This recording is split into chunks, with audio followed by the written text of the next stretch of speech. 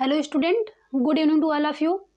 आज हम बात करते हैं कि आहार नियोजन क्या होता है। हम यहाँ पे आहार नियोजन क्यों पढ़ रहे हैं, क्योंकि हमने क्या पढ़ा था पिछली वाली क्लास में कि उपचारात्मक पोषण क्या होता है और हम उपचारात्मक पोषण किसको देते हैं। नॉर्मली अगर बताया जाए तो उपचारात्मक से समझ में आ रहा है कि उपचार के दौरान दिए जाने वाले पोषण, जो उपचार के दौरान हम पोषण दे रहे हैं किसको देंगे। उपचार के दौरान जो रोगी होगा, जिनको उस पोषण की आवश्यकता होगी, उसी को हम क्या देते हैं, उपचारात्मक पोषण देते हैं।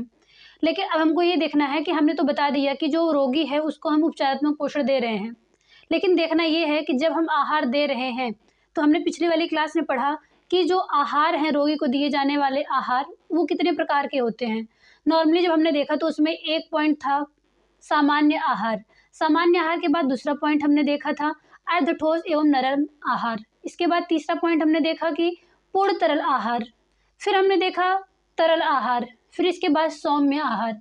ये सारे प्रकार के जो हमने आहार पढ़े हैं उसको हमने पूरी तरह से विस्तार पूर्वक पढ़ा और एग्जाम्पल के रूप में देखा कि इस आहार के अंतर्गत कौन कौन से आहार आ रहे हैं जो हम रोगी को दे रहे हैं। अब हमको ये देखना है कि जो हम आहार दे रहे हैं रोगी को, उस रोगी को आहार देने से पूर्व किस प्रकार की हम प्लानिंग करते हैं, और अगर प्लानिंग कर रहे हैं तो क्यों करते हैं। नियोजन हमने उस दिन अच्छे से बताया था आप लोग को कि जब कोई महिला अपने परिवार के लिए क्या करती है, भोजन बना रही है। जो महिला भोजन बना रही है, भोजन बनाने से पूर्व उसे ढेर सारी बातों को ध्यान में रखना पड़ता है कि हमारे परिवार में कौन से सदस्य किस प्रकार के भोजन को ग्रहण करते हैं, वो ज़्यादा मिर्च मसाले खाते हैं या नॉर्मल खाते हैं, या फिर उस जो हमारा परिवार का सदस्य है वो कौन सा कार्य कर रहा है, शारीरिक कार्य है या मानसिक कार्य है, या परिवार में कोई वृद्ध है या फिर कोई छोटा व्यक्ति है, या फिर कोई छोटा बच्चा है, या फिर कोई विशेष अवस्था में है, चाहे वो गर्भावस्था में हो या फिर धात्री अवस्था में हो। विभिन्न प्रकार की अवस्था से जो जुड़े हुए हमारे परिवार के सदस्य हैं उनके लिए हम क्या करते हैं, आहार तैयार करते हैं। आहार तैयार करने से पूर्व हमें इन सब बातों को ध्यान में रखना पड़ता है। आज की क्लास में हमें ये देखना है कि जब हम उपचारात्मक आहार तैयार कर रहे हैं तो उपचारात्मक आहार में हम कौन कौन सी बातों को हमें ध्यान में रखना है और क्या आवश्यक है और क्या नहीं आवश्यक है, किस प्रकार से हमने उपचारात्मक पोषण जो तैयार कर रहे हैं रोगी के लिए उसमें किन बातों को ध्यान में रखना है। सबसे पहले हमें आहार नियोजन में ये देखना है, इसमें हमें सबसे पहला पॉइंट लिखिएगा कि उपचार के दौरान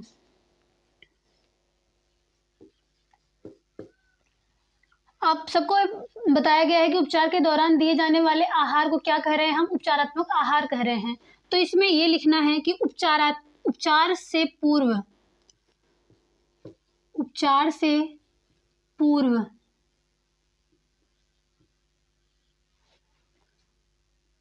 उपचार से पूर्व हम क्या करते हैं, जब रोगी को जो भोजन दे रहे हैं उसके लिए जो उपचार से पूर्व ही हम क्या कर रहे हैं, प्लानिंग कर रहे हैं।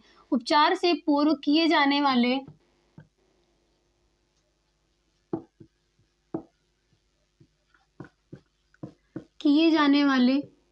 आहार नियोजन को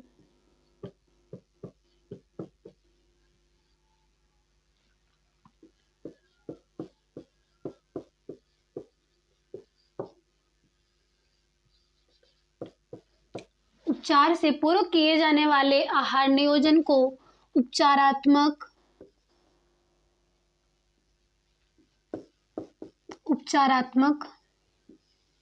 आहार नियोजन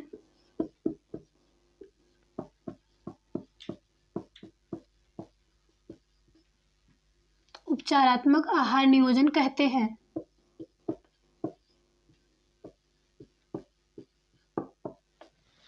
इतना समझ में हमको आ गया है कि उपचार के दौरान दिए जाने वाले आहार को या फिर इसके उपचार के दौरान जो हम भोजन दे रहे हैं उसके पूर्व जो हम तैयारी कर रहे हैं उसको क्या कहते हैं, कि उपचारात्मक आहार नियोजन कहते हैं। अब हमें ये देखना है कि जो हम आहार दे रहे हैं उपचार के दौरान उसके क्या इंपॉर्टेंस होते हैं, क्या महत्व होते हैं। तो यहाँ पे नेक्स्ट हेडिंग हम लिखते हैं कि उपचारात्मक आहार का महत्व।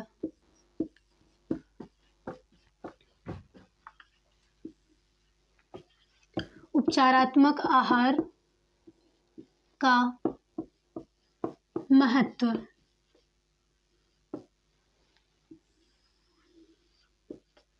हमें हमें यहाँ पे पढ़ना है कि उपचारात्मक जो आहार है उसका महत्व क्या होता है। अगर हम बात करते हैं, अगर नॉर्मली अगर हम देखें कि जो आहार नियोजन है उसका क्या महत्व है, तो उसमें हमें ये देखने को मिलता है, ये समझ में आता है कि जब हम किसी भी कार्य को करने से पूर्व जब प्लानिंग कर लेते हैं, तो उसमें जो भी कार्य करने वाला व्यक्ति है, उस व्यक्ति के धन की बचत होती है, श्रम की बचत होती है और समय की बचत होती है। सबसे मुख्य ये 3 पॉइंट हैं जो हमें आहार नियोजन से पूर्व ध्यान में रखनी पड़ती है, या फिर किसी भी कार्य को करने से पूर्व जब हम नियोजन करते हैं तो उसमें ये 3 पॉइंट इम्पोर्टेंस होते हैं कि जब भी हम किसी कार्य को करने से पूर्व क्या करते हैं, प्लानिंग करते हैं, नियोजन करते हैं, तो वो क्या होता है, उसके लिए क्या महत्व होता है। सबसे पहले तो हमारा समय बचता है, धन बचता है और हमारी शक्ति भी बच जाती है। तो हमें ये देखना है कि जब हम यहाँ पे क्या कर रहे हैं, उपचारात्मक आहार हम दे रहे हैं, तो उपचारात्मक आहार का महत्व नहीं, सॉरी यहाँ पे होना चाहिए था उपचारात्मक आहार नियोजन के महत्व। उपचारात्मक आहार नियोजन के महत्व।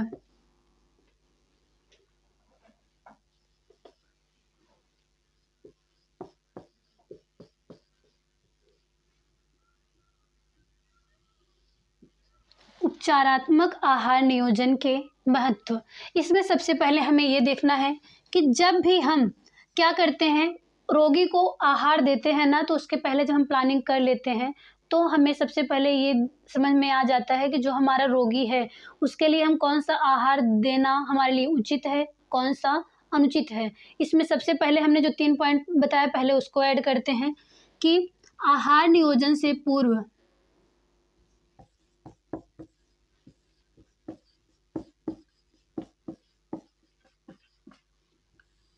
आहार नियोजन से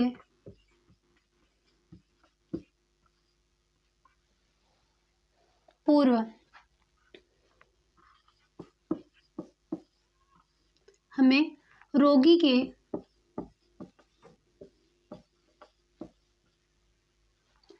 शरीर के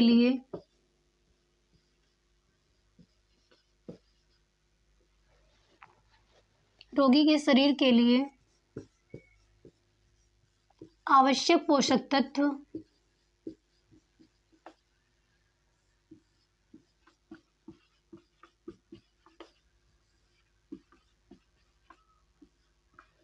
आवश्यक पोषक तत्वों की जानकारी।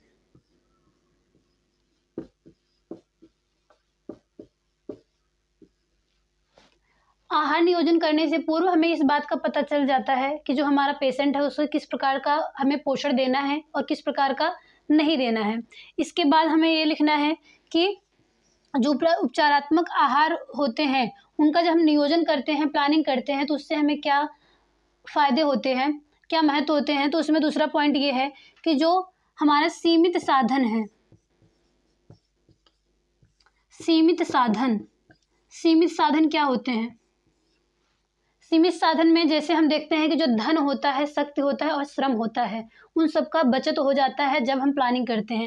एग्जाम्पल के तौर पे आप सब देखिएगा कि जब भी कोई महिला, मान लीजिए उसने भोजन बनाने से पूर्व प्लानिंग ही नहीं किया कि हमें भोजन में क्या बनाना है, और वो इतने तेल मसाले युक्त भोजन तैयार करके रख दे, भोजन बहुत ही आकर्षक हो, बहुत ही सुंदर हो, बहुत ही टेस्टी हो, लेकिन अगर हमारे परिवार का जो रोगी है, अगर उसे खा लेने से उसकी तबीयत और भी बिगड़ सकती है, तो क्या उसके इतने परिश्रम करने का कोई मतलब निकलता है? कोई मतलब नहीं निकलता है। तो हमें जो हमारा ये सीमित साधन है, उन सीमित साधनों का प्रयोग अगर हम नहीं कर पा रहे हैं, बचा नहीं पा रहे हैं, तो हमारा जितना भी कोई भी हम कार्य करते हैं वो सभी निष्फल हो जाते हैं। तो इसमें सीमित साधन में हम लिखेंगे कि नियोजन करने से पूर्व हमारा जो ये सीमित साधन है उनको हमें ध्यान में रखना पड़ता है। इन सीमित साधनों में सबसे पहले लिखिएगा कि धन, श्रम, धन, श्रम और समय।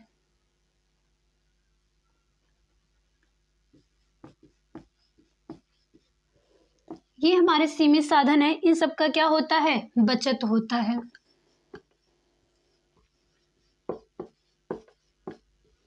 बचत होता है। जब हम प्लानिंग कर लेते हैं तो क्या होता है, हमारे जो सीमित साधन हैं उन सब का बचत हो जाता है। इसके बाद तीसरा पॉइंट हमें देखना है कि जो व्यक्ति है, हमारा रोगी है, अगर उसे हम कितना भी उसके लिए उपचारात्मक आहार दे रहे हैं भले ही, लेकिन हमें इस बात का ध्यान रखना चाहिए कि जो हमारा रोगी है उसे किस प्रकार का भोजन खाने में अच्छा लगता है। तो एकाएक हमने बताया था कि आप जब भी परिवर्तन करेंगे रोगी के आहार में, तो एकाएक भी परिवर्तन नहीं कर देते हैं, बल्कि क्या करते हैं, सामान्य परिवर्तन लाते हैं। जिससे जैसे नॉर्मली बता दिया जाता है कि डॉक्टर लोग क्या बताते हैं, जैसे कोई व्यक्ति है जो बुखार से पीड़ित है, डॉक्टर उसको मना कर दे रहे हैं कि तुम चावल मत खाओ। अगर वो रोगी ऐसा है कि जो सिर्फ़ और सिर्फ़ भोजन में चावल की मात्रा को ज़्यादा लेता हो और उसे चावल एकाएक बंद कर दिया जाए, तब क्या उसका जो पेट है वो भरेगा? वो खुश रह पाएगा? नहीं रह पाएगा। तो इसके लिए हमें क्या ध्यान रखना पड़ता है कि जो हमारा पेशेंट है वो जो है मानसिक रूप से संतुष्ट है या फिर नहीं है। तो इन सब बातों को हमें कब ध्यान रखना पड़ता है, जब हम आहार नियोजन करते हैं, भोजन बनाने के पूर्व ही जब हम प्लानिंग करते हैं, तभी हमें इस बात का ध्यान रखना पड़ता है कि भले ही हम उपचारात्मक आहार दे रहे हैं, लेकिन जो हमारा रोगी है वो मानसिक रूप से संतुष्ट होना चाहिए इस आहार को ग्रहण करके। तो इसमें लिखिएगा कि रोगी के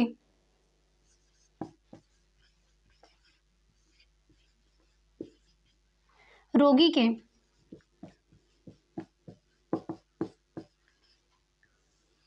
मानसिक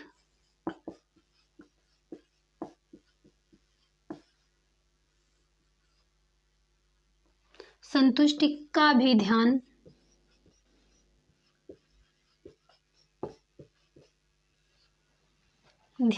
रखना। रोगी की जो मानसिक संतुष्टि है, ये हमने बताया कि भले ही हम उसको उपचारात्मक आहार दे रहे हैं, लेकिन ऐसा आहार हो जिसे वो जो रोगी है आसानी से ग्रहण कर सके, कोई भी उसमें हिचकिचाहट ना हो, या फिर ऐसा ना हो कि वो उसे भोजन को ग्रहण करने से इनकार कर दे। इसके बाद हम ये देखते हैं कि जब भी हम आहार को बनाने से पूर्व क्या कर लेते हैं कि जब भी हम आहार बनाने से पूर्व ये नियोजन कर लेते हैं कि हमें भोजन में क्या बनाना है, तब उसमें हमें ये बात समझ में आ जाती है कि हमारा जो भोजन है वो किस प्रकार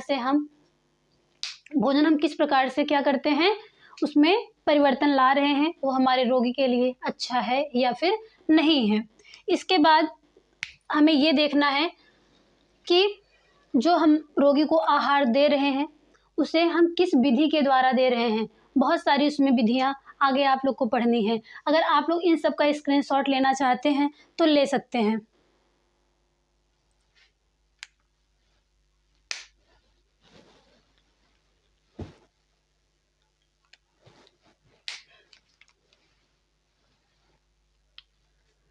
आप सब इसका स्क्रीनशॉट ले चुके होंगे। आगे वाली टॉपिक हम ये बताएंगे आप लोगों को कि जो हम उपचारात्मक आहार दे रहे हैं, उस उपचारात्मक आहार को देते समय हमें किस बातों को ज़्यादा ध्यान में रखना पड़ता है। मान लीजिए जो हमारा पेशेंट है वो अच्छे से भोजन को ग्रहण ही ना कर पाए, उसे भोजन को ग्रहण करने में उसके गले में, पेट में या फिर उसके जो आहार नाल है उसमें कोई समस्या है, तो वो इस आहार को कैसे ग्रहण कर पाएगा। जैसे आप सबने इसके पिछली वाली क्लास में देखा कि रोगी को दिए जाने वाले आहार कौन-कौन से होते हैं। तो उसमें आप सबने देखा कि कुछ रोगी हैं जिनको पाचन में क्या हो रहा है, पाचन तंत्र जो है उसमें समस्या है कि वो ग्रहण नहीं कर पा रहे हैं भोजन को, या फिर भोजन को ग्रहण करने में विभिन्न प्रकार की समस्याएँ आ रही हैं। उन समस्याओं के कारण वो क्या कर रहे हैं, भोजन को ग्रहण नहीं कर पा रहे हैं। तो इसके लिए आप सबने पढ़ा कि विभिन्न प्रकार के जो भोजन है उसमें आप सबको ध्यान ये रखना था कि जो आहार नाल है हमारा या फिर जो मुख में ग्रहण करने में बहुत सारी समस्याएं आ रही हैं। तो आगे वाले टॉपिक में हमें ये पढ़ना है कि जब भी भोजन को ग्रहण कराया जा रहा है रोगी को, तो उसके लिए किस प्रकार के साधनों का प्रयोग कर सकते हैं। नॉर्मली अब हमें पढ़ना है कि रोगी को दिए जाने वाले भोजन की विधियाँ।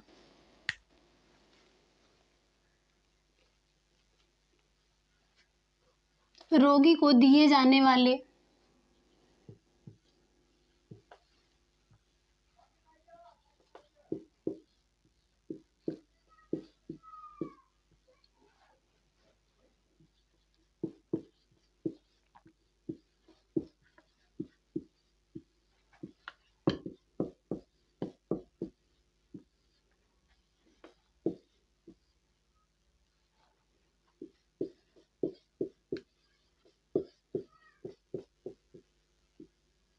रोगी को दिए जाने वाले आहार की विधियाँ।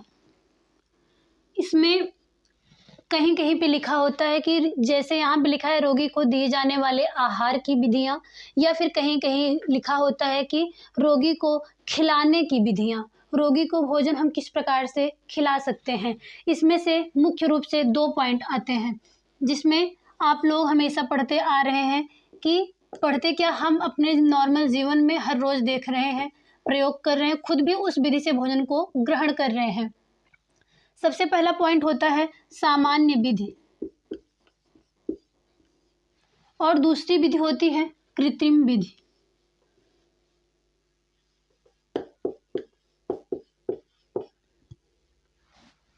सामान्य विधि से समझ में आ रहा है कि जब हम नॉर्मल भोजन ग्रहण करें, नॉर्मल भोजन व्यक्ति कैसे ग्रहण करता है, अपने मुख के द्वारा ग्रहण कर रहा है, भोजन को खा रहा है, ग्रास नली, उसके बाद आमाशय, छोटी आंत, इस प्रकार से भोजन जो है हमारे शरीर के विभिन्न अंगों तक पहुंच जाता है। तो नॉर्मल हम कैसे ग्रहण कर रहे हैं। सामान्य विधि में अगर देखा जाए तो सामान्य विधि में जो भोजन है वो किसके द्वारा ग्रहण किया जा रहा है। यहाँ पे हम देखते हैं सामान्य विधि में भोजन को मुख के द्वारा,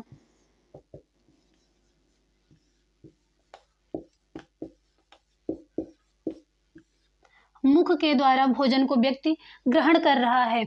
लेकिन इसके अलावा भी हमें पढ़ना है कि जो हम मुख के द्वारा भोजन ग्रहण कर रहे हैं, ये तो जब व्यक्ति सामान्य अवस्था में होगा, उसे किसी प्रकार का रोग नहीं होगा, उस अवस्था में व्यक्ति क्या करेगा, मुख के द्वारा भोजन को ग्रहण कर सकता है। लेकिन हम यहाँ पे पढ़ रहे हैं उपचारात्मक आहार, उपचारात्मक पोषण पढ़ रहे हैं, तो इसमें हमें ध्यान रखना है कि जब हमारा जो रोगी है उसे भोजन ग्रहण करने में समस्या हो रही है मुख के द्वारा, तब हम उसे किस विधि के द्वारा आहार को देते हैं। तो उसमें से जो पॉइंट आ रहा है सामने वो है कृत्रिम विधि।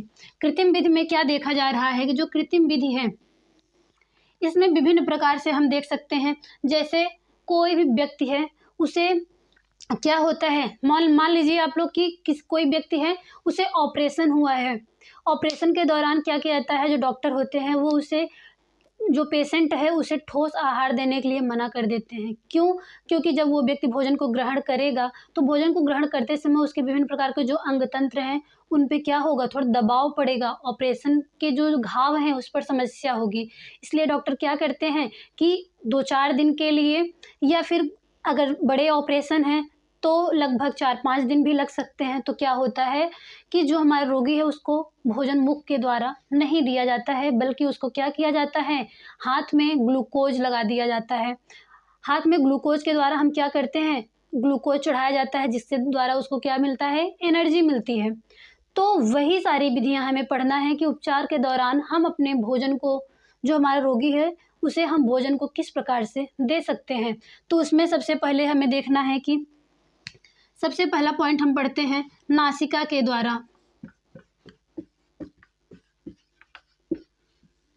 नासिका के द्वारा,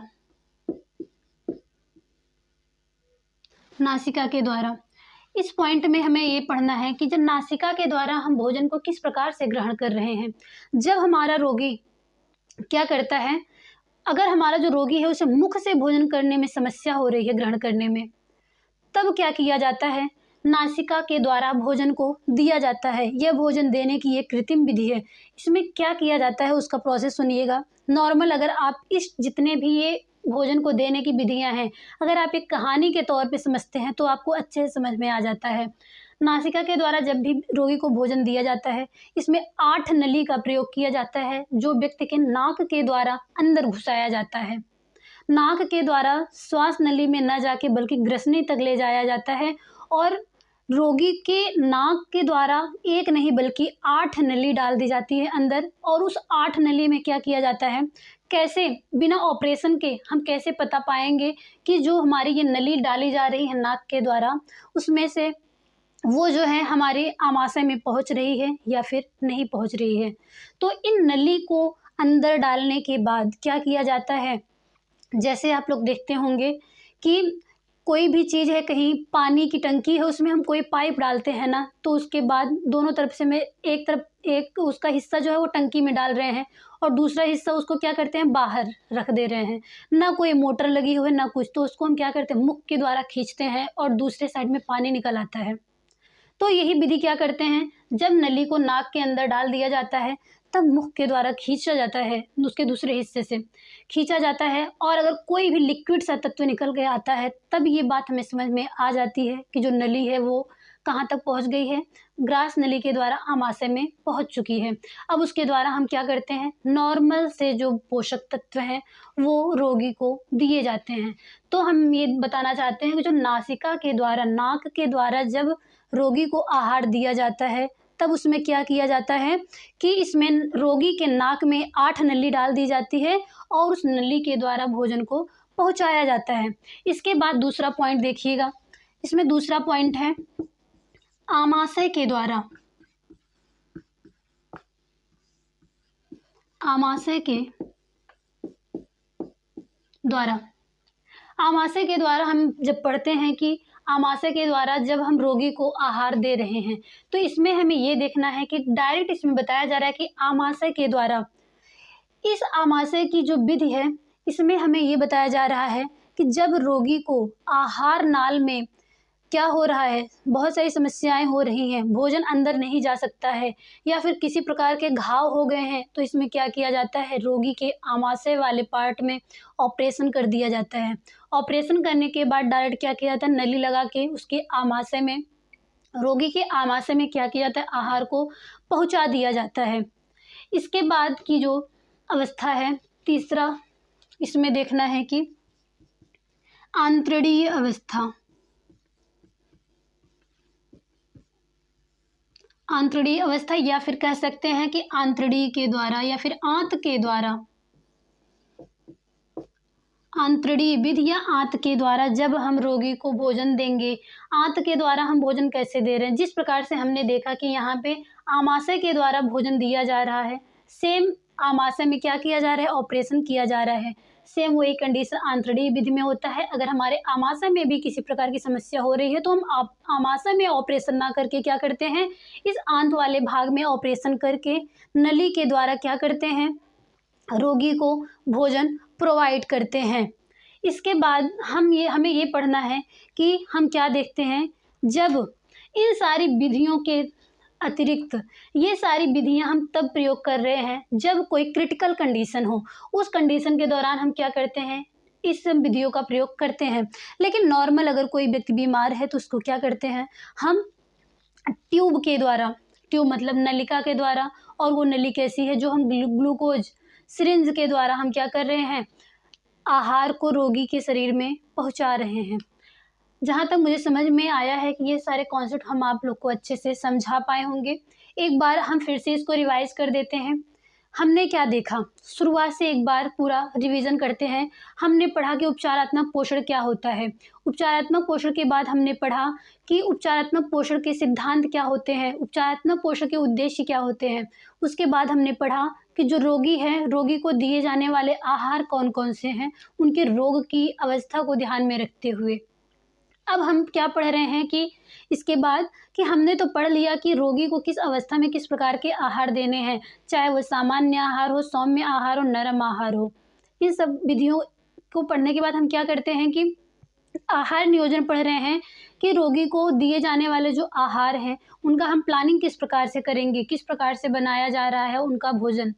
इन सब के बाद हमें ये ध्यान रखना पड़ता है कि जब हमें सारी चीज़ें पता हो जाती हैं, अगले पॉइंट पे बात आती है कि हम भोजन रोगी को किस प्रकार से दें कि भोजन आसानी से उस रोगी के शरीर में पहुंच जाए।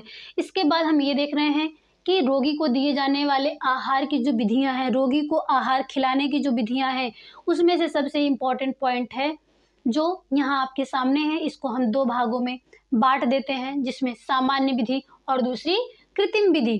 कृत्रिम विधि में हम क्या देख रहे हैं, नासिका के द्वारा, आमाशय के द्वारा और आंतरणीय के द्वारा या फिर आंत के द्वारा। और सामान्य विधि में मुख के द्वारा। मुख के द्वारा जब भोजन को ग्रहण करने में किसी प्रकार की समस्या व्यक्ति को नहीं होती है तब यहाँ पे मुख के द्वारा भोजन को ग्रहण किया जाता है।